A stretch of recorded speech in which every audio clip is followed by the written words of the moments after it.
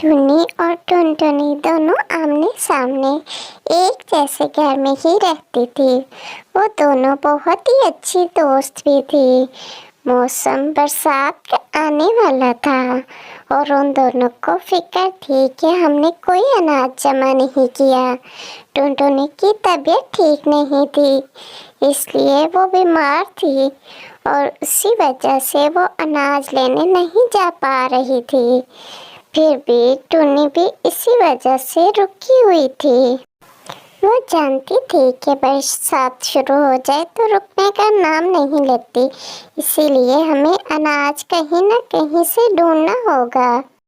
टुनटुनी की तो तबीयत खराब है, मुझे ही कहीं से अनाज लाना होगा और उसी में से मैं टुनटुनी को भी दे दूंगी ताकि उसकी भी मदद हो जाए, उसको भी परेशानी ना हो और मुझे भी ना हो। मुझे कहीं ना कहीं से ज़रूर आज अनाज ढूंढना होगा। बरसात का मौसम बहुत करीब आ रहा है, वरना हम दोनों तो भूख से ही मर जाएंगी। टुनी अनाज की वजह से बहुत परेशान थी, इसीलिए वो टुनटुनी को बताए बगैर ही अनाज की तलाश में चली जाती है। अगर वो टुनटुनी को बताती तो वो बीमारी की हालत में उसके साथ ही चल पड़ती, इसीलिए वो टुनटुनी को नहीं बताती और अकेले ही अनाज की तलाश में निकल जाती है। टुनी, अरे ओ टुनी, कहाँ हो तुम? टुनी जरा नीचे तो आओ। अरे टुनी सो तो नहीं रही, मैं देखती हूँ क्या कर रही है।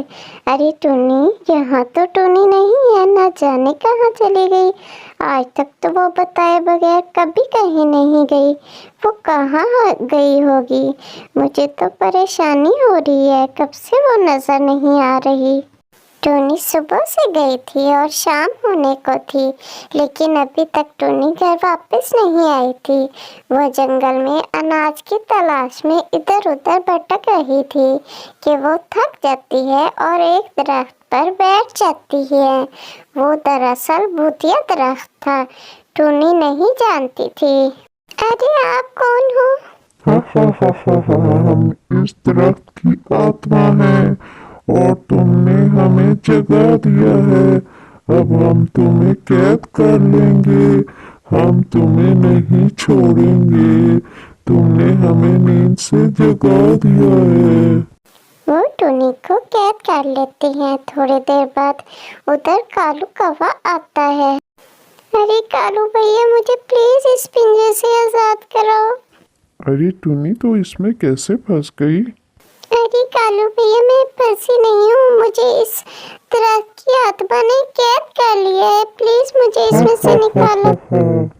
अरे मुझे माफ करो, मैं तो चला मेरी बहन। कालू जब दरख्त में से आत्मा निकलते देखता है तो वो डर कर भाग जाता है और टोनी की कोई मदद नहीं करता। टोनी भी बहुत डरी हुई थी कि आखिर वो यहाँ से कैसे छुटकारा पाए। फिर कालू जाकर टुनटुनी को सब बात बताता है। टुनटुनी बहुत परेशान खड़ी थी कि आखिर टुनी कहाँ है। उसको कुछ समझ नहीं आ रहा था कि टुनी को कहाँ तलाश करे। वो अभी यही सोच रही होती है, परेशानी में खड़ी होती है, तो कालू उसके पास आकर उसको बताता है कि टुनी को एक आत्मा ने कैद कर रखा है। अरे टुनटुनी बहन, टुनी की जान खतरे में है। वो दुष्ट आत्मा ने उसको कैद कर रखा है, वो उसको नहीं छोड़ेंगी। तुम उसको बचा लो। तो प्यारे दोस्तों, आगे बढ़ने से पहले अगर आप चाहते हैं कि मैं इस कैद से रिहा हो जाऊं, तो जल्दी से लाइक का बटन दबाइए और हमारे चैनल को जल्दी से सब्सक्राइब करिए ताकि हम आपके साथ जुड़े रहें। तो चलिए देखते हैं आगे टुनी के साथ क्या होता है। न जाने अब मुझे यहाँ से कौन निकालेगा। अरे टुनटुनी, तुम आ गई, प्लीज मुझे बचा लो। इस दरख्त में एक आत्मा है, वो तुम्हें भी पकड़ लेगी। तुम जाओ जल्दी से, कोई मदद लेकर आओ। यहाँ से जल्दी से चली जाओ, वरना वो तुम्हें भी कैद कर लेंगी।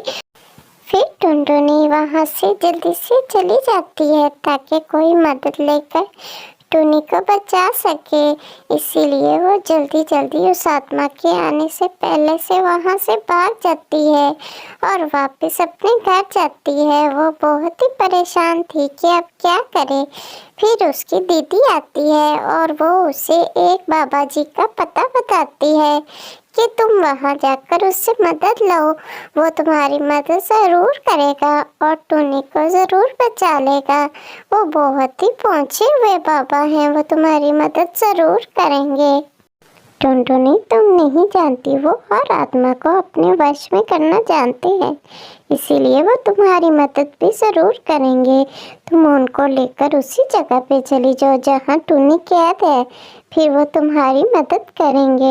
फिर टुनटुनी अपनी दीदी से उस बाबा जी का पता लेकर उनके घर की तरफ रवाना हो जाती है। वहाँ पहुँचकर वो बाबा जी को सारी बात बताती है कि कैसे मेरी दोस्त टुनी को एक आत्मा ने कैद कर रखा है। बाबा जी उसको तसल्ली देते हैं कि तुम परेशान मत हो, मैं तुम्हारे साथ चलूँगा और टुनी को हम छुड़ा लेंगे।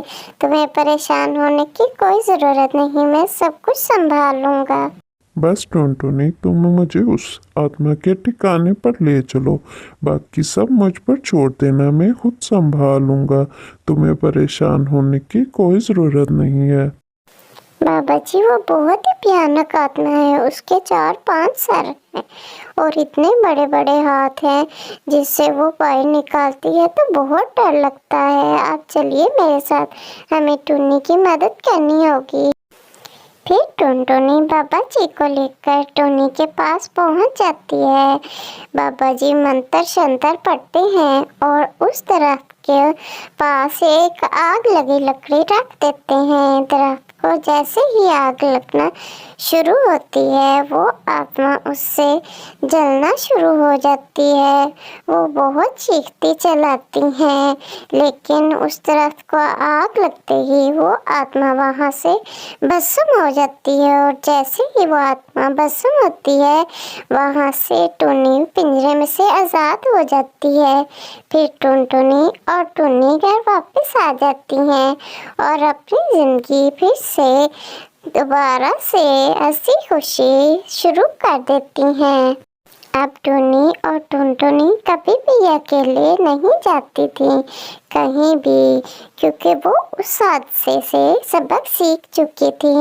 इसीलिए उनको जहाँ भी जाना होता, दोनों एक साथ मिलकर ही जाया करती थी और एक दूसरे को बताए बगैर कभी कहीं नहीं जाती थी। दोनों जहाँ जाती मिलजुल कर जाती और दोस्तों, हमें भी मिलजुल कर रहना चाहिए। हैप्पी न्यू ईयर प्यारे दोस्तों।